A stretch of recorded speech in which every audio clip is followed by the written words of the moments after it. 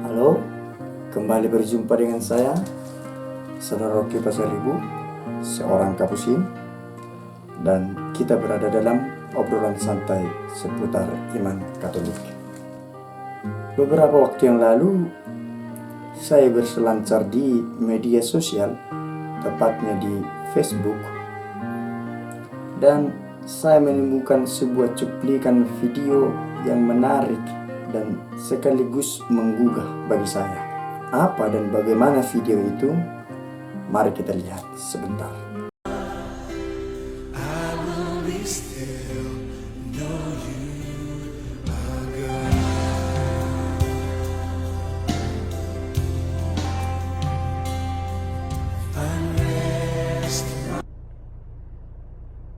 Di dalam video itu tampak seorang ibu berdoa dengan khusyuk. Ia tidak terusik dengan situasi gaduh dan ramai di sekitarnya, dan tidak tergoda untuk menoleh ke kiri dan ke kanan, sehingga ia tidak sadar bahwa tindakannya sedang divideokan oleh seseorang. Apa sebenarnya doa? Sehingga sang ibu tidak menghiraukan keadaan di sekitarnya ketika berdoa. Tentu saudara-saudari, setiap kita memiliki pengertian tentang doa seturut penghayatan kita masing-masing.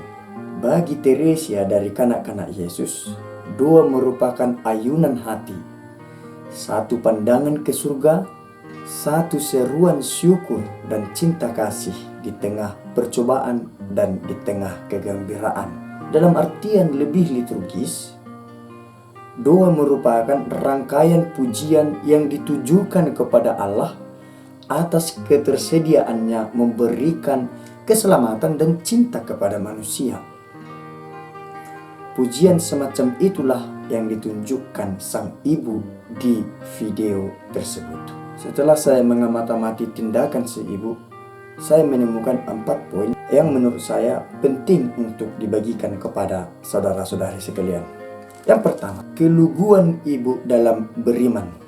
Lugu jangan dimaknai dalam arti dungu atau kuno, tapi lebih pada kepolosan si ibu dalam menghayati imannya. Saya mengagumi aksi sang ibu. Di saat iman mulai krisis akibat tekanan modernisasi yang di dalamnya termasuk konsumerisme, hedonisme, dan lain-lain, sang ibu malah menunjukkan sikap luar biasa dan berbeda. Ia tidak malu menandai dirinya dengan simbol salib sebagaimana sangat penting dalam gereja Katolik.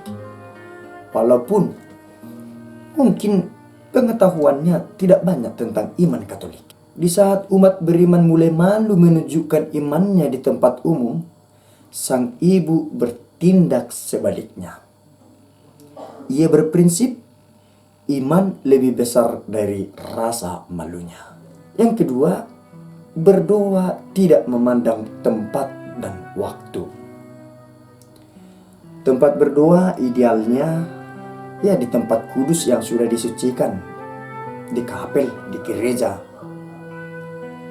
Namun, tempat ini tidak membatasi kemungkinan berdoa di tempat lain. Tempat bukanlah hal utama dalam berdoa, melainkan kesiapan hati yang tulus untuk berseru dan memohon kepada Bapa.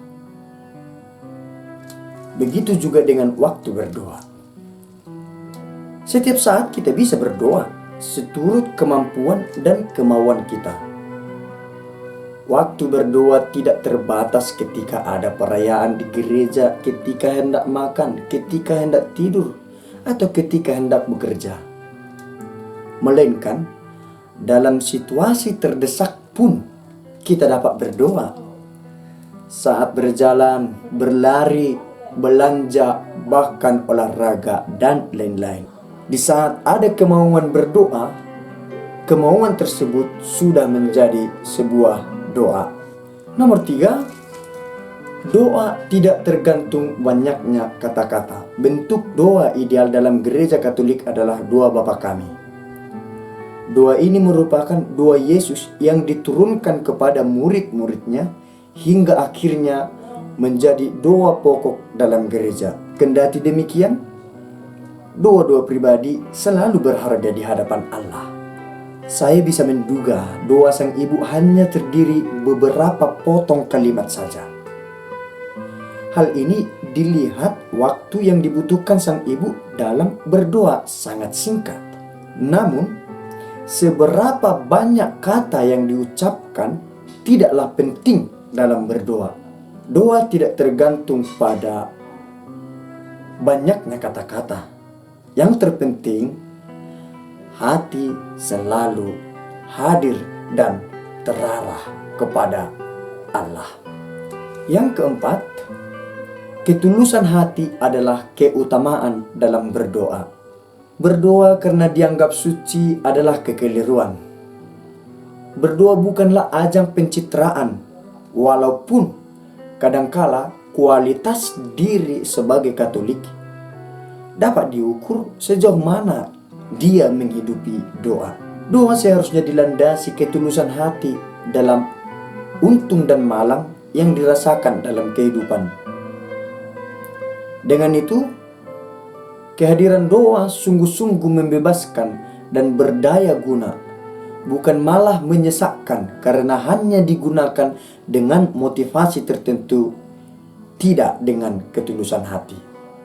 Sampai jumpa di video berikutnya. Jangan lupa like, share, komen, subscribe video ini. Saya Saudara Rocky Pasaribu, Pace.